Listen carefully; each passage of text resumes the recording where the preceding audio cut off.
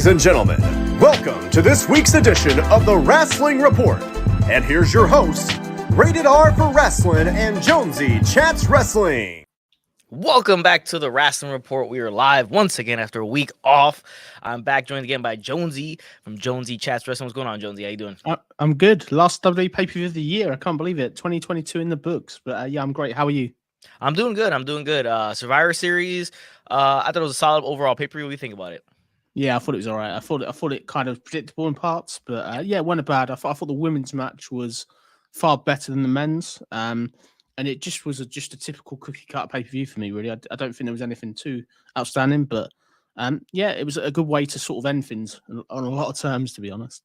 Yeah, as we talked about before, the men's Survivor Series WarGames match was kind of put together last minute. We thought it was going to go a different route. We thought it was going to be Judgment Day and the OC kind of setup because they're the ones that warranted it the most. But you have to get your main guys on the main event and the biggest show. So that's why we got the match we got. Overall, in the week of wrestling between WWE and AEW, what are your thoughts? Yeah, it's been okay. Like, I think there's been bits and pieces to talk about. I think we're just ticking along, really. There isn't really that much this week that I say it stood out. That Obviously Becky Lynch came back. That was a bit of a surprise. And yeah, I think AEW sort of coming off their pay-per-view. I think we're just kind of slowly but surely going on, but it's glad to finally get Survivor Series done. It was great to have a WarGames match for once. Interesting what WWE do to tide us over now to the Royal Rumble. It's a long time away.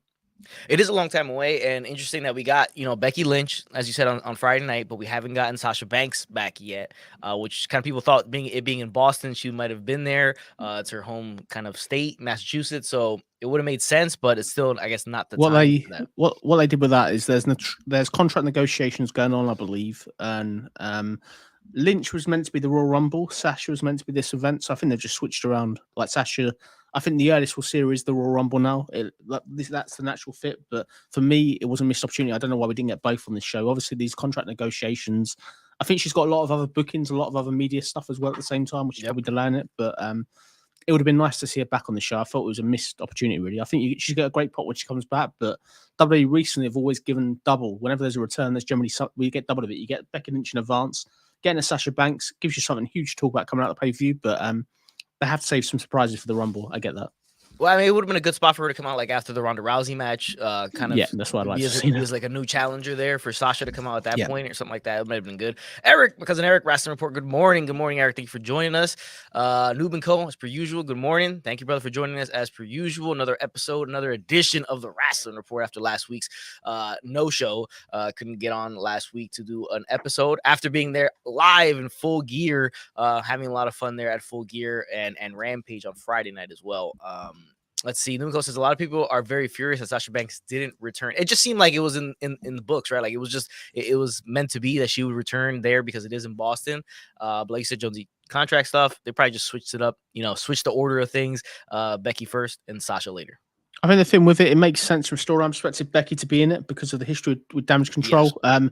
WWE very, very sneaky. I don't know if you're aware of this. During the Ronda Rousey match, the crowd was shouting Sasha Banks the whole way through and they cut it. So the home audience didn't know, but yeah, I think the film with it is you had to save some sort of surprise and down to storylines where they want to go and stuff like that. I think for me, obviously not having a pay-per-view for a while probably would make sense not to bring Sasha Banks back against Ronda Rousey because you can't play that off instantly. But at least we've got something to look forward to next year. She'll definitely come back next year, though. I'll be shocked if she doesn't come back to WWE in some capacity next year. You got close to 2 months to the next pay-per-view. So, I mean, you got deadline, NXT deadline, but that's NXT. It's the same as AEW, the reset. This is the time to reset storylines and slow build stuff other than stuff that's going on, really. Yeah, exactly. So without further ado, let's get right into it. It's our main topic of the show. We're going to spend a lot of time on this, most of the time of the stream on the Survivor Series WarGames and everything that transpired last night at Survivor Series. So we'll start off. The women's WarGames match started off the show. And the way it worked out, Bianca Belair started for her team, Dakota Kai started for her team, and then we got 5 minutes of solos, and then every 3 minutes they're on with the advantage going on to the heels. They were coming in. And I thought the match of pacing was kind of off a little bit. It wasn't at the same level as we've seen the other women's WarGames matches that happened on NXT. And I think they put a little bit too many weapons in the ring that I got kind of like a cluster in there. I thought Nikki Cross was kind of odd in the match. The stuff she was doing, she was kind of standing on like the ropes a lot, standing on the cage a lot, stuff like that. She had the big bump off the top. Io Sky had the big bump off the top too. And you saw Becky Lynch in her return. She came in. You saw the showdown between her and Bayley. A lot of history in terms of NXT there. So the match was good. It was good. But I just want to start off with this though. If WarGames, it being on the main roster now, hopefully it's a yearly thing. That we get Survivor Series WarGames. It feels so much more. I don't know if it's just because they have the WarGames name compared to Blood and Guts. It just feels so much more special. It could be too because the pay-per-view they do it on, and then Blood and Guts is a Dynamite. But I think WWE's really got the edge in terms of this match style over AEW. It feels more important. It feels bigger. It feels more of a spectacle. It feels it just feels completely on a whole nother level compared to Blood and Guts. Yeah, I think for me, yeah, it's okay. I thought it was okay. I think that when we get 2 teams in it next year, hopefully that have got this hatred, because it's meant to be a blood feud. Let's be fair. This just felt like to me that there has been a feud with Damage Control Bianca Belair for ages, but when you're throwing these odd bolts and whistles in like Becky Lynch last minute and stuff, doesn't really give real time for stuff to build. And yeah, it does feel important. I think going forward, it wasn't a bad first run. It was a lot tamer than the NXT Women's War Games last year. I thought it was a far better match, but I enjoyed it. I thought the match told a good story. I wasn't really happy with the result. I thought the result totally, utterly destroyed Damage Control, if I'm being honest with you. And I think they did the right thing by protecting Rhea Ripley. Rhea Ripley looked $1 million in this. Nikki Cross, she's paying up to the whole Uncle Howdy Bray Wyatt thing. I think that's what's going on there. They missed an opportunity when she handcuffed Alexa, and she goes, "I remember that would have been a perfect opportunity to say something about Bray in my opinion." I don't know why that line wasn't dropped, but when you've had this whole tomfoolery of Alexa seeing stuff like at Crown Jewel and none of it followed up again, this is where the trouble is. This was very much they didn't build anything coming out of this really for me. This is a feud ender. And you've got your baby faces going over. I get you don't want Becky Lynch to lose on a return, but for me, I think the heel should have won this. Said it all day long. This would have been the point for the heels to get the win. Rhea Ripley should have been getting the pinfall, because if it's going to be Rhea Ripley and Bianca Belair probably going into the Royal Rumble, which is probably what I believe it would be, it would make sense for her to get the pinfall on Bianca. That's what I would have done personally. No, it makes more sense. And Damage Control's been taking a lot of losses, especially Bayley as an individual, in terms of her singles competition. She's taken a lot of losses recently. Damage Control has fell off a cliff, to me anyways. The flip-flop of the women's tag team titles wasn't a good look for them either.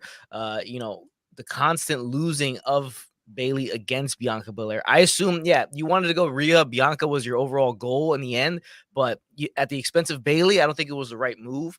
You could have done a triple threat later on and get the title on Rhea or back on Bianca later on. But yeah, Damage Control should have got the win here because they keep taking losses as a group, so they don't feel it whatsoever as a threat to any of the baby faces.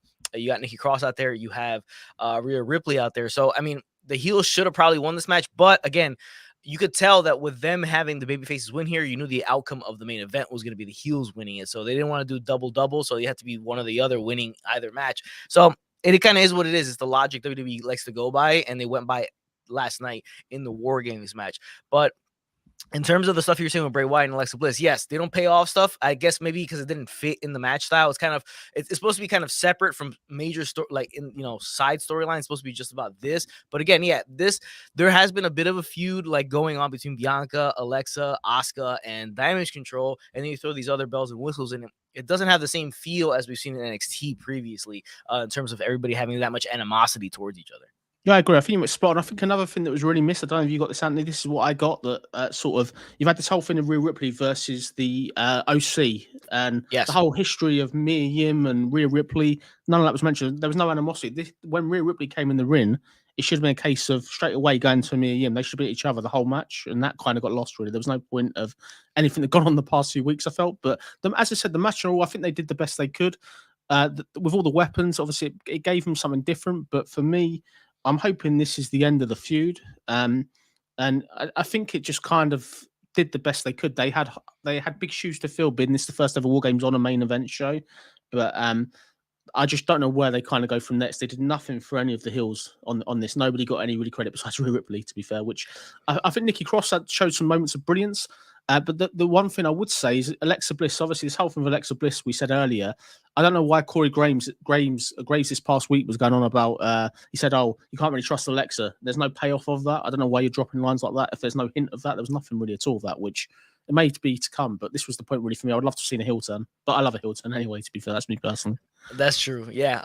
No, but I totally agree. Like, I like to compare these type of matches with the Royal Rumble, where you always have storylines intertwined throughout the match, where you have the face off between two people that have issues with each other and stuff like that. So you didn't get a ton of it in here.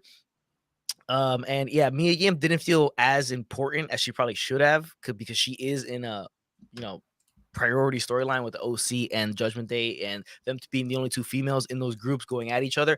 It would have made sense to go forward with that. So we got Numiko saying now Bianca Belair wanted Rhea Ripley at WrestleMania 39 on the main event of night 2. So do you think Sasha wins the Rumble and then by default, she takes on Ronda, and then you get Rhea and Bianca at WrestleMania? Possibly, yeah, that would make sense. That'd be a match they could do. Although Rhea Ripley or Charlotte Flair could be the one against Bianca Belair. If you believe Ric Flair's obviously been saying the past few weeks, Charlotte and Bianca Belair. But either one of them two matches would be fine.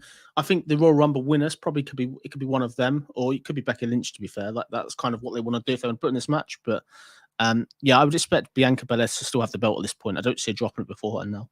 Yeah, she should have dropped it prior to this, but now going forward, she doesn't seem like she's going to drop that.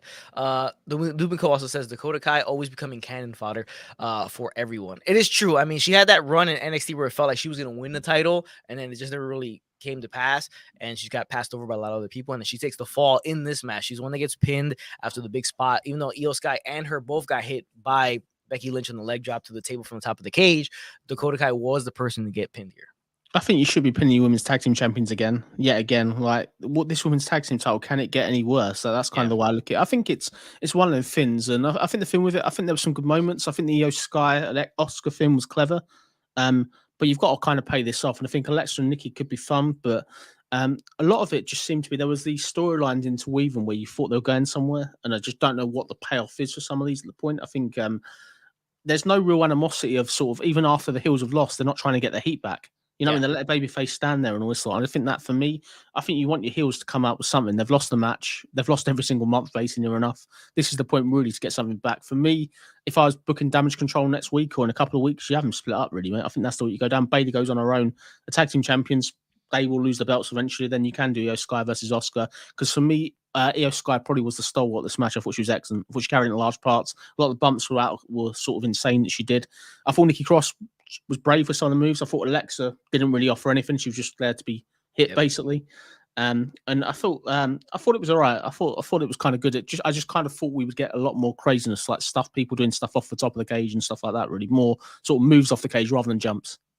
Yeah, no, I agree. Io Sky was the star of the previous WarGame she was in as well. Where, she did the big thing with the garbage can, the big flip off the top too, in NXT. So, call back on that with her doing the big, moonsault off the top here. The match itself, I thought it was good. But again, the pacing was odd. And I think they just put too many weapons in the ring that it got kind of clustery at points.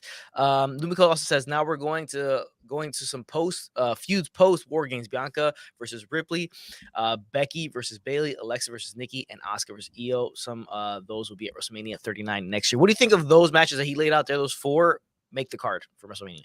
I like it. I see most of them matches. I think the only one I don't see Becky and Bayley, although that would be a good match. I think from an in-ring perspective, all these matches are fine. Becky, I think, and Ronda. Ronda's the route they're going to go down, I believe. This is the whole point of Becky coming back on SmackDown. So that's kind of the route they'll go down there. The rest of the matches, I think, are fine. I'd like to see all the matches. It's quite a lot of matches, but I want to see all them people on the card. I just want to see sort of something different, really, rather than people having feuds for months and the same thing. If you are going to do feuds for months, just change over wins, like flipping wins month to month, make it a bit more different. But my last kind of thoughts of it, really, I'd say as well, was they bring the ladder into the match, but it's barely used. There's no spots off the ladder. It gets broken. Yeah. If you're going to bring a ladder into the match, people should be spotting off the ladder if they can't jump off the top of a cell with somebody, if that makes sense. Yeah, I mean, the spot that, give credit to the spot that, Rhea did with Mia Yim through the ladder was a good spot. It was very well done. But yeah, you brought in 2 ladders. They weren't really used that much. It was kind of like, they had the table kind of hanging out there for a while, set up there for a long time before they moved it. I'm thinking sort of TLC, mate, going back to the Hardy Boys, Dudley Boys, Edge and Christian, that type of stuff. Like, if you got the cage there as well.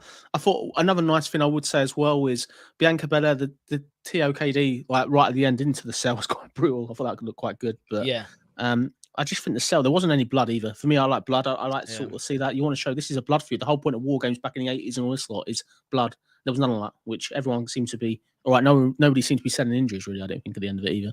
Yeah, exactly. And nobody seemed to be that much worse for wear coming out of it. Get the stretchers out there, carry them out on stretchers and stuff like that. You want people limping out or being needing like assistance to get out of there, stuff like that. You just play up the whole gimmick severity of the match. Yeah, it's war games, right? Like you're okay now because remember. You had the War Raiders and they were changed going to the main roster because the name War, the word War, they didn't want it there, right? So, but now you're playing it up and you're having, Ozzy Osbourne do the promo video, stuff like that. So you're playing up war. So you have to take it to another level in terms of your regular products where you have to kind of bring up the brutality a little bit. And then, normally they don't like to have the women bleed, but might as well try it at least. Maybe they should have taken it upon themselves to kind of do it the hard way and kind of force themselves to bleed, but and ask for not everybody, but just like some of them. Yeah, exactly. Some of them. Yeah. I think because of the severity of the match. Remember the first ever elimination chamber, how brutal that was. Yeah, you want to have that sort of impact, I think, but that's just me personally. Obviously, being an old school fan, I kind of think it was missing that a little bit. Yeah, and you're not asking for like an old school NWA style where everybody's like bleeding like all over the place. Just one or two people. Numco says have Toxic Attraction to call up and then take the main roster women's tag team titles. That'd be good. Yeah, that would be good. I don't know if it's time. You think it's time for Mandy Rose and like for the trio to come up already? I think the tag team definitely should have come up. But Mandy Rose doing such fantastic work in NXT. Yeah, I'd be concerned if she comes up, she'd get lost on the main roster. The other thing too is that she doesn't really have anybody to drop it to in NXT that can kind of carry that torch going forward. That's another thing. I don't think there's anybody really as to compare to her where they could drop it and then keep it moving. I think similar to Wise Braun Fire probably if she was gonna, if anybody. Probably the only person legitimately, right? Yeah, and then unless you're gonna take somebody down. I have the same issue with Braun Breaker as well. I think he doesn't really have anybody like kind of to really drop it to carry the load going forward. Yeah. Eric says, "Where is Uncle Howdy?" Where is Uncle Howdy? He went missing for a while. Came back on SmackDown, but yeah, I was going to mention that to you, Anthony. I don't know if we'll discuss it, but I'll mention it now. Where was Bray on this pay-per-view? No videos, no nothing. The last pay-per-view of the year. This is one. If you've got a storyline arc, I know you got this feud of LA Knight. This is one really where I thought we were going to get something, even if it was a door or something. I was surprised we didn't get anything. Well, I want to ask you one thing. What do you think about the way they're doing all these like promo packages for current wrestlers in between matches as like commercial break kind of thing during the pay-per-views? Because they did Miz, they did Cody, they did Charlotte, they do all these people. I absolutely detest it. The reason why is you don't need to be told who wrestlers are, even if they're absent. Why not have a vignette backstage or a backstage promo with people talking? I think that would have just as much purpose. But yeah, I'm not a fan of it really, mate. I think if people don't watch wrestling and they want a toilet break, fine. But I think being told about Cody Rhodes when you know who he is, if he's going to come back soon, why not build the suspense? Like you don't want to be hinting that he's who he is really. Or maybe I mean, I would compare it to like you'd want to like with Cody because he's come back from injury, or Charlotte who's been gone for a while. You want to build them up as they come back by doing like Triple H style Beautiful Day YouTube videos, like when he's come back from injury type. And then you announce that he's coming back soon, right? Like, so there's a purpose. Instead of every single month being on the vignette, and it's exactly. It's like they're gonna keep reminding you who he is, but we know who he is. Just remind us that he's coming back. Like put something coming back soon, or he should be returning soon. Or give us something like to kind of chew on rather than just it's Cody. Okay, it's the Miz. Like why give one to the Miz? That's another thing. Like show us the Miz. We know the Miz has been on forever. We know who he is. We're watching WarGames because we know who the Miz is. I'm going to be analytical. Why don't they use that time and that spot rather than that? Just build something up for Raw to make you want to watch Raw the next night or SmackDown. That's true. Yeah, give you something to tune into. Yeah, it's not like even hype the Dexter Loomis Miz match that's coming up. You know what I mean? They could have done that instead of that. Not that anyone wants to see that. But yeah, really hype up. Oh, make sure you tune into Monday Night Raw. We're gonna the fallout from WarGames. This and that. So that would be a better use. That and obviously giving us something like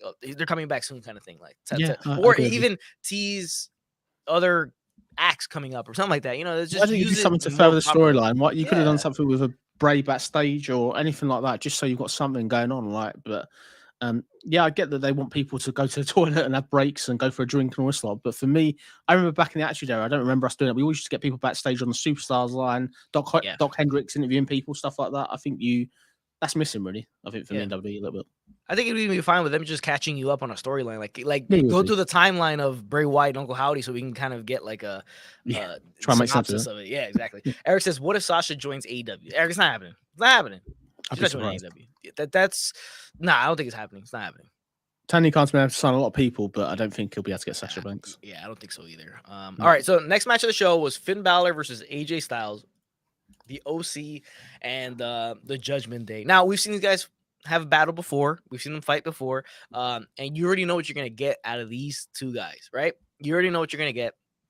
I always find it kind of weird, though, when, they don't really when you have singles matches or matches that aren't war games and they have the two rings, they always kind of just focus on one ring and it looks kind of off. I would kind of like them to go back and forth between rings, more stuff like that, and in terms of camera shot as well. But AJ Styles gets the win. Where do you think this leads us next, right? Because Michael Cole's been playing up like it's to see who has the best faction, right? Like the kind of stakes of this match are kind of funny, according to Michael Cole. It's because who has the best faction right now in WWE, kind of thing. That's the point of this match. That's the way it was built anyways, as they were making their entrances and the match started for Michael Cole. AJ Styles gets the win. So does he have the best faction? Is the OC the better faction? Do you really get that out of this coming out? I think it leads to a 6-man tag, like on Raw, probably, if I'm being honest with you. It was an okay match, and crucially, AJ Styles got his first win on pay-per-view in 3 years. Amazing. Credit to him. I thought that was really good. But I enjoyed the match. I thought it was okay. It missed sort of Rhea Ripley being on the outside a little bit. She's been so pivotal in helping Judgment Day, but I enjoyed it. I thought it was good. And yeah, I think this is fine. Like, this is a holdover. I think all of them are holding over really for Edge to come back. I was shocked we didn't get Edge back, to be honest. Like, this is me being optimistic. I thought Edge would have come out at the end, maybe with Beth Phoenix, or maybe not with Beth Phoenix because Rhea wasn't there. But this was the point really for Edge to come out and sort of maybe get some sort of momentum. But from what I understand, I don't think he's got any more dates left on his contract for the year, which is probably why he didn't. Yeah, he's probably taking, as the holidays coming up too, so he's probably gonna not show up even during that time period. Maybe post Royal Rumble, maybe we'll get him after the lull of that January, probably. After the lull of New Year's or anything like that. We may get him. But yeah, it's his first singles win in a long time for AJ Styles on a pay-per-view, so it's good to see. Now I want to get your thoughts on the Thanksgiving Rhea Ripley and Dominic Mysterio attacking Rey in his own house. Brilliant. Excellent. This is really more what they need to do. This is attitude era for me. I thought it was really good, even if you got the kids there present. I felt bad for the kids that watched it. I can believe Ray allowed that, but Dominic Mysterio, what a guy. Like, this guy, this is so gritty. You know what I mean? You don't expect to see this level of grittiness on WWE. Like, this is what you'd see in AEW, but really liked it. And yeah, they're really building this blood feud up for WrestleMania. Like, for me, I think this Dominic Mysterio becoming one of the biggest heels on the roster crazily. But I enjoyed it. I really enjoyed it. I think that it's a shame, really, that it wasn't plugged more. I think Michael Cole did a fantastic job on commentary on SmackDown, but I enjoyed it. I'd like to see him do, as we said on other shows, like more backstage locations. Let's use people's homes and stuff like that. Let's make it feel real, because that was felt like a real attack. You know what I mean? It felt like a proper family attack. Anyone could get invested in that storyline.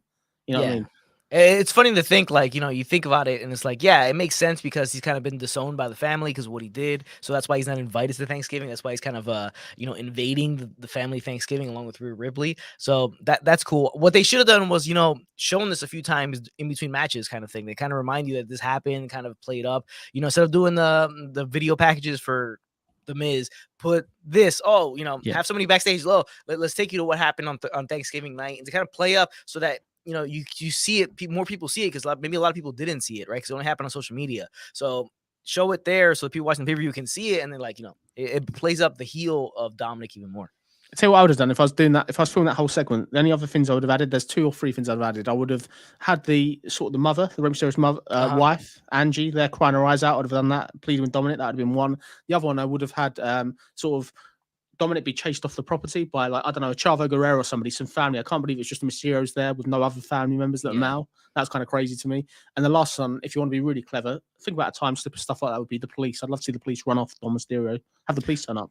Yeah, that would have been good, like arrest Dominic or something like that. Yeah. That would have been a cool thing as well. I mean, it would have made him, he looks like a great heel doing this, but it would have made him look a little bit more seriously. You could take him a little bit more seriously if he's being taken away by the police, kind of. I've got one other thing as well. What I would love to have seen as well, what I think about, is Aaliyah there as well, and I'd love to see Rhea Ripley put Aaliyah for a table. I know Aaliyah's not a wrestler. Let's hit the family, you know what I mean? This is one of the things where, yes, I get it's father versus son, and that is Dominic Mysterio's relatives that are there, but I think you should do it. I think you should go away with it. But it was a fantastic segment, really well done for WWE. I'd like to see more of this, though, as we said. Yeah, definitely. It would have been great. More of it would be great. So, Judgment Day, OC, when does it end? It ends when probably as soon as Edge comes back, I believe. This is obviously, as I said, a holdover for that. Yeah. I don't really know where they end up. Obviously, Carl Anderson is going back to Japan. I believe he's got a date now to go back to finally defend the title, which is fine. But yeah, I don't know where it goes. I think that this is just a holdover for me. at Judgment Day kind of have been lacking a bit, although they've had the momentum, obviously, in this feud. This was the point really for me where I would love to have seen them get another member, get somebody help them because they need another member. It's a shame really that Dijak has gone on NXT because he's the one I think would have been perfect. Really to fit in the spot. Yeah, he would have been a good fit there. Yeah, Dijak is back. You know, if you didn't see it, he's back. He attacked Wes Lee on NXT TV, so he's back. All right, so the next match was, I think, universally saw it as the worst match of the show. Ronda Rousey versus Shotzi for that women's SmackDown women's title, and this is a match just like Shotzi got some spots in the beginning of the match, right? She felt like she had upper hand a little bit, but it feels like it's tough to have a competitive match with Ronda for some reason. And I think it's because maybe she takes herself too seriously in the ring. And her moveset is pretty limited. A lot of judo throws, a lot of arm, throws, stuff like that. But the competitive matches tend to seem to be kind of hard to find when it comes to Ronda Rousey and anybody else on the SmackDown roster. And I think that's an issue going forward. It's cool that she's with Shayna Baszler, but the team feels too damn unstoppable between the two of them because legitimately they could probably beat up every woman there. Ronda gets the win. Not much of anything else happens afterwards, and it's just kind of a spot maybe wasted. They needed somebody to take on Ronda, so they threw Shotzi, they fed Shotzi at her. But I think it's an issue that she doesn't have really competitive matches. Yeah, I think this is a horrible match for me. I don't know what's going on with Ronda Rousey. Ronda Rousey last time she was in WWE was fantastic. Mm-hmm. This recent run and iteration has been really, really poor. I think it doesn't work. It doesn't connect. You got Shayna Baszler there as the third wheel. This match very much reminded me of Liv Morgan versus Shayna Baszler at Clash of Castle. Exactly the same way. It's a filler. Shotzi got a bit of offense in, but the problem is, why would you care about this match? Shotzi had not been built. Yeah. So if you put somebody in that's not been built, for me, Ronda Rousey probably have the belt for a while. And as I said, Becky Lynch is probably the target. But I think long term, you need to really do something with Ronda Rousey. You could put her in there with somebody who can actually challenge her. But this didn't need to be on the pay-per-view. This was a kickoff match for me. Yeah, it should have been a kickoff match. Yeah, it shouldn't have been on the pay-per-view. It's just one of those things. Shotzi wins a 5-person match. She gets a number one contendership. Just throw it there. We need a match. We need her to be on Survivor Series. Boom, give her a match against somebody. They're just setting up for Ronda versus either Becky or whoever else for the main event of probably night 1 of WrestleMania 39. That's where it seems to be headed. That's just what it is. It's a long way away though, isn't it? Hell of a long way away. To be fair, it is, and we're gonna see who her opponent is for the Royal Rumble. It has to be somebody somewhat special. Noob & Co says Judgment Day versus OC probably be the end game at WrestleMania 39. I don't know, like a 6-man tag at the end. It's a long way away to hold on to that time to keep that momentum. And if you're going, obviously, it depends. Like, for long term, if you're being logical, maybe it'll be Finn Balor on Edge at WrestleMania. That could be a big match, maybe, but. I don't know. I think it's so far away, isn't it? April. That's what we got, sort of 5 months now, maybe. Yeah, sort of 5 months basically, December. But yeah, a long time away. I think it could be a good match, but I hope not. I hope it's done by then. I think the whole hatred of that's kind of gone a little bit. It's kind of deciphered. The minute this wasn't a 6-man tag, this was the point to this 6-man tag and end the feud for me. I think. Yeah, I think so. Yeah, it's kind of one of those things. Nubico says, I believe that this is the time to send some women from Raw to SmackDown, like Asuka, Rhea, Alexa Bliss, and Becky Lynch. I agree. Like, Alexa has to go to SmackDown to be with Bray Wyatt. Surely that's kind of the thing you want to do, really. And I think that's sensible. No idea when this draft will be, but hopefully it happens soon. And they should be changing things up. Or they should just have anybody be able to appear on any show again. That's kind of the route I would go down. Just make it open. People just need to turn up what they need to be for storyline purposes, really. Yeah, it feels like the women's division on SmackDown is just Ronda and everybody else. That's what it feels like right now. Nobody really is on her level. If Becky Lynch she'd come back at SmackDown, could it be that she's going to be on SmackDown?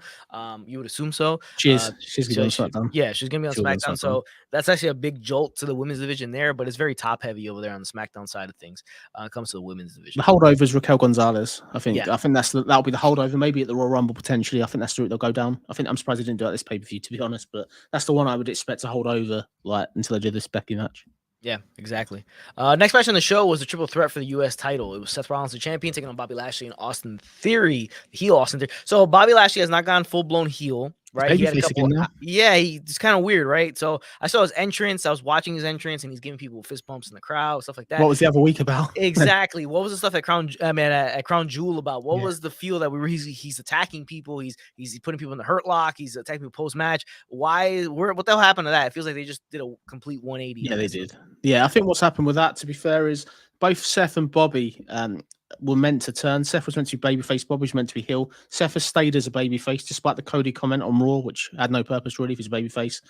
Bobby is a babyface as well. Yeah, I couldn't really get behind it. It was a bit like Vince McMahon. I don't really know. It's almost like they ripped out the script. I'm surprised. But in terms of going on this match, really, really enjoyed this match. I thought it was very hard hitting. All three people came across the credibility.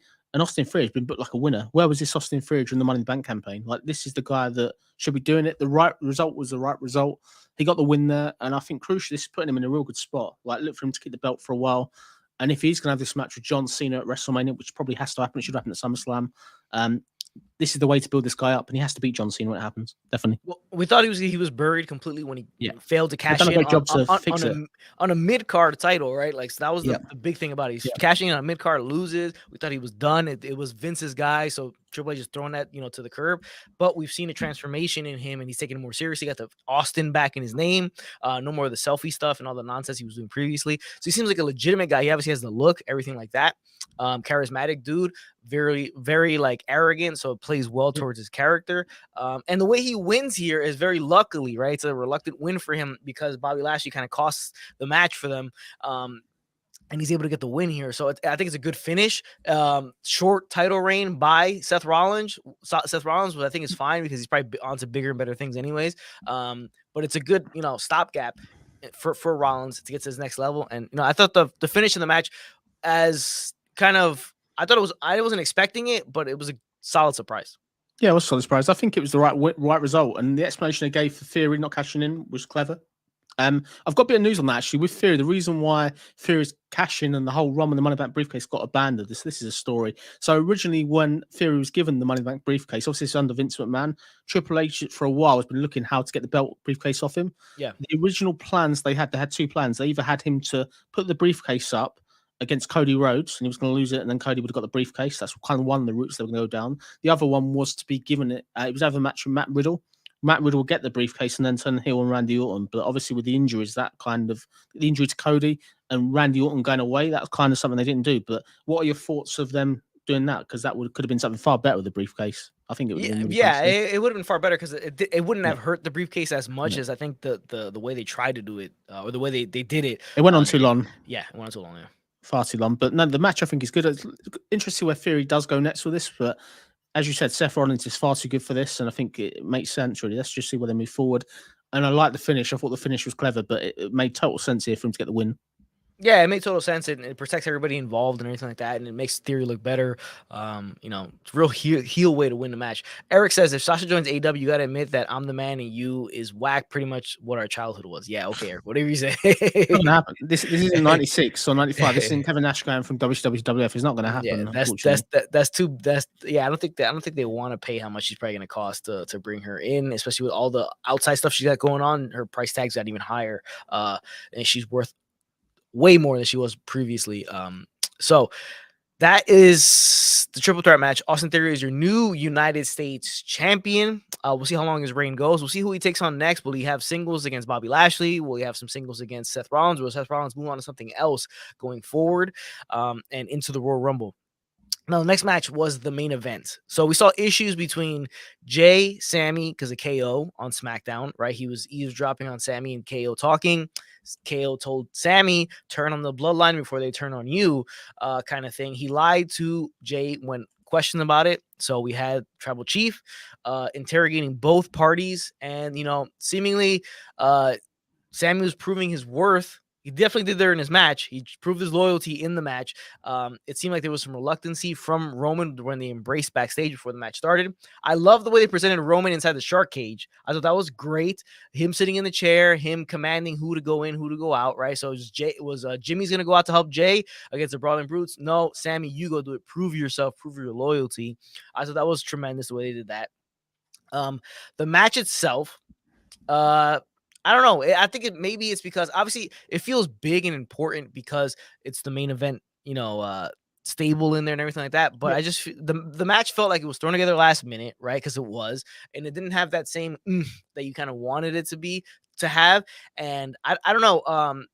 The stuff with Sammy and KO was good, but other than that, it was all right. Yeah, for me, I was kind of disappointing. I thought the ending was really good and clever. I was bored for large parts of the match, really, until kind of Roman Reigns came in. If I'm being honest, Roman Reigns coming in, taking out everybody. That kind of, I wasn't really a fan of that. But I thought the finish was good. I think it made Sami Zayn look $1 million. Yeah. it furthers on the storyline. And I like the way the reaction, like I think the minute the crowd obviously realized that Sami Zayn wasn't going to be turned on or anything like that, they sort of shitted on it. But this makes sense. The finish was right. The only thing I would have is the baby faces, the way they sold that beatdown at the end. They look like total chumps really here for me. I think they didn't come up with any credit. They are written off here for me. And if you are going to lead to, which is only prediction for me here, Kevin Owens versus Roman Reigns at Elimination Chamber in Montreal, which is the route they're going down, I believe. This wasn't really the finish to do. Kevin Owens should be the one that's getting pinned here. Really, it should be somebody else. It should be somebody else. Now, they were the two most interesting people in the match, Sammy and KO, because you teased like kind of a breakup there. It was good. It's a good story to tell. Don't get me wrong, it's fantastic, really. No, it was solid the way it was put together in terms of that. I feel like they should have played more on the fact of maybe of the bloodline being together for such a long time, a well-oiled machine. They know each other, so they perform better in the WarGames match than a team that was just thrown together last minute kind of thing. I think they should have played maybe that angle a little bit. And then obviously with the KO and stuff like that, and maybe a little bit more trepidation between everybody in terms of, is Sammy with us or against us kind of thing. Is he going to turn up? Maybe tease that a little bit more during the match instead of Sammy kind of. Throughout the match he proved his worth through the entire time. He took a super kick and everything from Jey Uso, didn't even flinch at it. They had a little bit of a pull apart between Jey and Sammy, but not enough to really tease the fact that you thought Sammy was going to turn.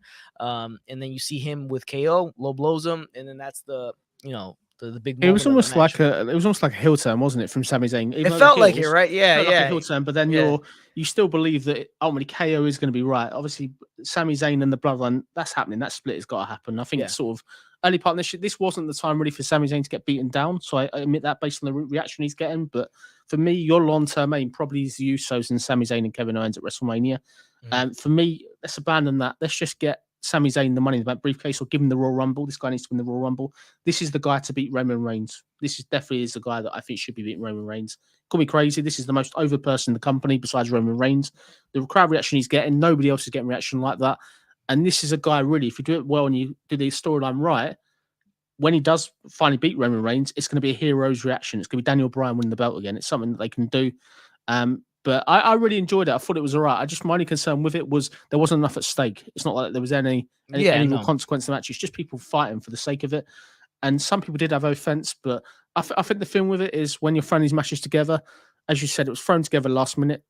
As you said earlier in the podcast, hopefully next year's WarGames will have a decent build, because if they were going to do this match like they have done, you've had bits and pieces of people feuding in parts. These guys should have been attacked in Saudi. I know you can't attack Sami Zayn because he won't be there, but they should have been attacked in Saudi at the end of the pay-per-view. And this should have been a blood feud. This should have been one where you can't control these people. You know what I mean? Instead of just being thrown together with 2 weeks build almost. Yeah, and then it's thrown together so quickly, and they're just playing on the fact that, they've had issues they've had matches against Roman in the past. So you call back 2015 Survivor or 2014 Survivor Series. You have Sheamus cashing in on Roman. You have last year or so the Royal Rumble with Kevin Owens and Roman, their feud, and then you have Clash of the Castle. So you play off of those little tidbits that happened previously, rather than kind of building a match going forward. Call me absolutely batshit crazy. This is Vince Russo-esque. What I'm going to say now. This is an idea that you could have done. Why not have Kevin Owens be the one that turns heel and joins the Bloodline, and have Sami Zayn go babyface? That then further creates the Sami Zayn Roman Reigns feud that could happen. I know it's absolutely batshit crazy. You wouldn't see that coming, and that would have been an interesting talking point coming out of pay-per-view. I reckon they should have done that personally. Yeah, I mean, it's a major swerve, right? Something you definitely would not expect. People would have been like, "Holy shit, that's crazy!" Yeah, we weren't. I know you're getting rid of the whole Sami Zayn and the whole comedy and that lot, but this is something to do. If this guy's going to be a babyface, where you want him to be challenging for titles, why not do the unthinkable? We used to do it in the Attitude Era all the time. I think this is the type of thing I would love to see as a wrestling fan. I'd love to see this not seen coming a million miles away. You know what I mean? Yeah, no, and it's funny the way you brought it up, right? So they're the heel faction. And he still kind of did like a heel turn, though, even though they're heel faction, right? So it was very odd how that went down. It was like they're the heels, they've been the heels to win everything like that, but this was the heel turn for Sammy. It was strange. It was fun. His work on the press conference after was excellent. I don't know if you saw that. That was really, really good. Like him and Heyman on the post press conference. But yeah, man, I'd just love to see sort of the heel turn. Really, for me, I think it's something. It's so out there. You could say, why would Kevin Owens go? Well, Kevin Owens is always best work as a tweener. He loves the money. And if you wanted that storyline of Sami Zayn as the underdog, why not have his best friend against him rather than the other way around? Exactly. Yeah.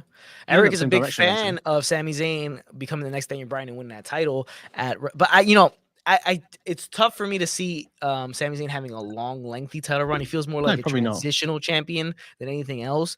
That's what it feels like, anyways, to me. But in terms of who you have, who makes the most sense, who's over, it's really nobody else other than Sami Zayn right now. I guess if you can't get The Rock and you're not going to get Cody Rhodes, you're going to get probably one of them. We need to get the world title back to being 2 belts. That's the thing. Like, if you had Cody Rhodes with one and then Sami Zayn with the other, it's something. I get this is a whole 2-year reign with Roman Reigns, and Sami Zayn may not seem that credible, but for me, you've got to go with the crowd reaction. This sort of reaction is so organic. You know what I mean? It's one of them things where you can't just generate it, and I think this would tell such a good story if they did it right. But I'm enjoying this. I'm enjoying the whole bloodline thing, but I just want to see them be thinking outside the box. For me, I think now the returns have kind of dried up a bit under Triple H. This is where we need the storylines to have us talking, going into wanting to watch Raw and SmackDown. Yeah, I agree with you. That has dried up a little bit, right? Like, you don't feel like the same kind of thing you felt in the beginning. So you want to see more of development, character development, storyline development going forward. WarGames Survivor Series, out of 5, what do you give it? I'm going to go 3 out of 5. I didn't think it was a bad show. I thought the opener was the best match of the night.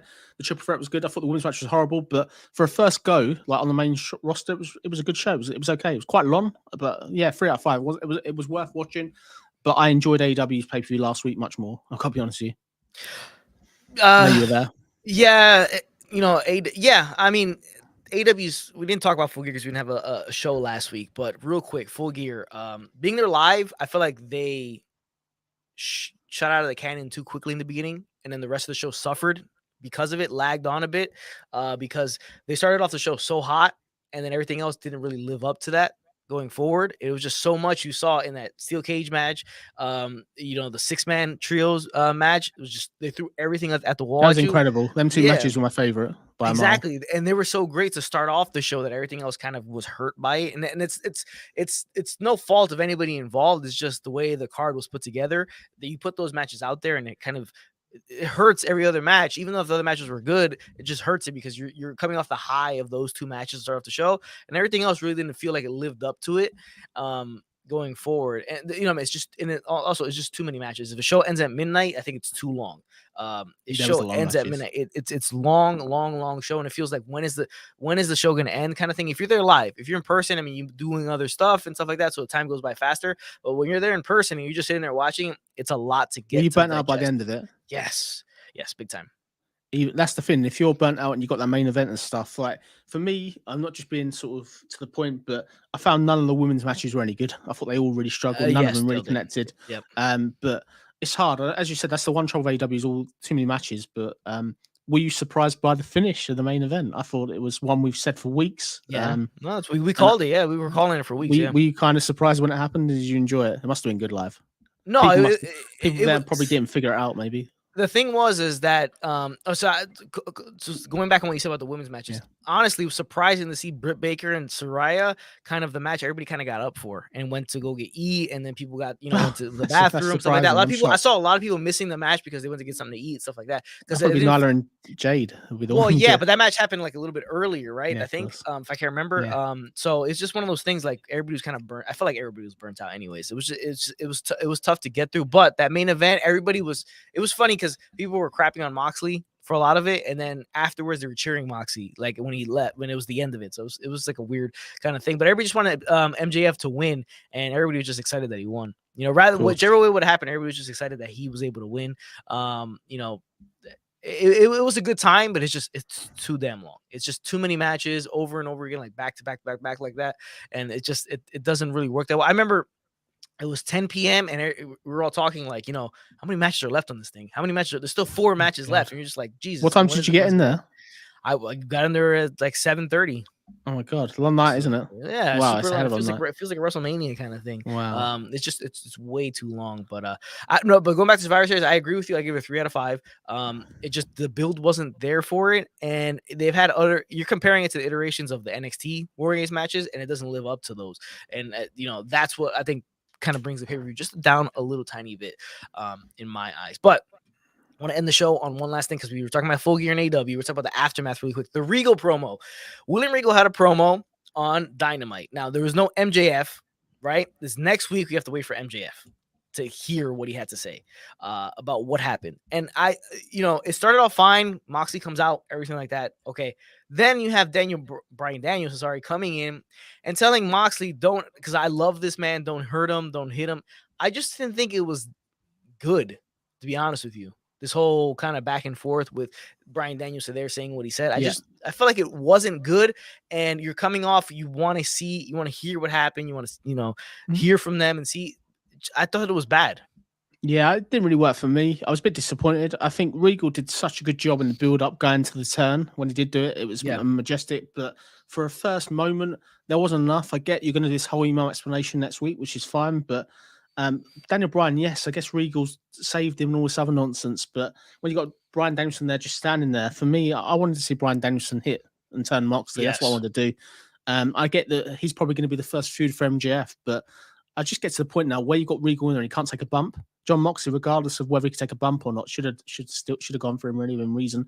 And I felt without MJF, it's a real shame they missed it. I think for me, that really suffered because MJF couldn't tell his story. I get you dragging this on for a week to get a rating and stuff, but yeah, the promo didn't work. Like I hope the explanation is going to be good. That's for sure. I hope there's going to be good reasons and stuff, but I think there was enough made of the Blackpool Combat Club. It's not like you got Wheeler Yuta out there trying to get involved as well, and they've not even explained if they're still a stable, like the remaining members, if that makes sense. It just didn't work for me. I think they just kind of did it, and then they're kind of in the corner now. Where do we go next? Which is a shame. Yeah, I don't know if it was like they just didn't have MJF. MJF wasn't able to make the show. Or why didn't you just not have Regal there? Like, why didn't you do Regal? I'm too big. I'm not going to give an explanation. You don't deserve my time. All this lot. I get the fans want that, but putting him in there with John Moxley and John Moxley not about to do anything. John Moxley looked like an idiot. Not being really, he's out there and he's sort of running up and down, looking like he's Nikki Cross on the ropes a little bit, and then they can't even sort of pay it off. But he gets slapped up by his own teammate, right? Like, it's just the reasoning behind it. You're trying to play on something real, right? With Bryan Danielson and stuff between Regal, but it comes off campy, corny.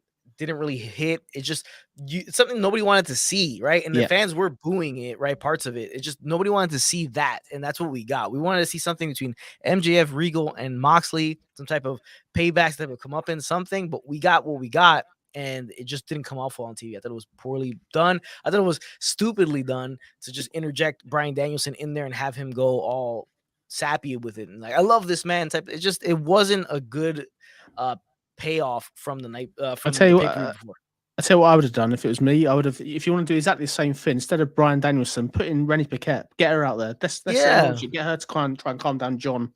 You know what I mean? And just say, John, it's not worth it. It's not worth it. But the part when he goes run, it was a bit like, I just felt like it was a poor episode of the film The Shining when you got Jack Torrance, Jack Nicholson there, Mr. Torrance sort of chasing the kid, going run and all this lot. I just felt it looked really, really pathetic. But let's see what the explanation is. I think, as I said, I think the explanation is probably going to be good, but I think I wonder where Moxley's going to go next. Like, unless they're going to do the rematch and stuff like that. And yeah, it didn't really work. I felt this whole week's Dynamite for me was really flat. Unfortunately, coming off a pay-per-view, I felt that there was no Soraya, there's no real follow-up. And I think the thing with it, there's such a high giving the belt to Jamie Hayter and stuff like that. And they did little or nothing but put her in a tag match. I think for me was a waste, really. You need to sort of really promote how good she is, really. And we spoke previously, like we felt like Full Gear was going to be kind of a transition reset for AEW to kind of get back on track. Yeah. And they really fell off coming off the payoff of Full Gear with this Dynamite. It just didn't really work out. I think they're better off just having the whole Blackpool Combat Club come out and hold off Moxley. It would have made Moxley look even better because he has 3 guys holding him and saying that, he's not worth it. He's not worth it. He's just not worth it, right? Kind of thing like that, and stuff like that. And then they all look at him and like tell him to get the hell out of the ring in terms of William Regal, like get the hell out. But it's saying that he's not worth it, kind of thing. And holding. I think with Bryan Danielson slapping him, if you could do a slap, you got to do the heel turn. You got to follow this up. I think you should have. This was the point when Moxie's there. You do the unthinkable, and Bryan Danielson then joins, and then sort of he says he's gone with Regal. Regal's got in his mind all this lot, Regal and all this lot, but I don't know where they go. I think the trouble you're going to have with AEW and MJF as champion, in all honesty, is MJF's outside endeavors are going to keep him off TV a lot. Like, it looks like he's going to be at the UFC pay-per-view coming up. He's already started that feud with Paddy Pimblett and McGregor. It's not bad getting the publicity, but you want a world champion that's going to be there. The fact that this is the night after and you don't even get him, or sort of not the night after, the week after, he's not even there to do a video. I don't get why he can't just do a video to stall it, basically, but we'll see. Yeah, like do a video like, you guys aren't worth me showing up there, No. but something like that, It's the right call for him to be champion, though. Definitely. Yeah, no, definitely, it's the right call. It was the time. It was well overdue. Tino, what's up, brother? Thank you for joining us, man. Make sure you check out Tino's channel because he's got some NFL football stuff going today for live streaming in terms of all the games that are going on today in NFL football. But that's the Rasslin report. That's what we got for you guys. Appreciate everybody for tuning in, all the wonderful comments, everything like that. Jonesy, any final words? No, thank you all for watching. It's been great to catch up, Anthony. And yeah, look forward to another episode of the Wrestling Report next week. Yeah, we'll be back next week. Hopefully same time, same channel. We appreciate everybody for tuning in. Hope you enjoyed Survivor Series War Games. Hope you enjoyed Full Gear. Hope you enjoyed Dynamite. Hope you enjoyed all the wrestling that has come this past week and the wrestling that's coming up this week. Hopefully we get some cool stuff going to talk about next week, some nice rumors, all that stuff, and news. Thank you guys, everybody, for joining us, and we'll catch you guys on the next one.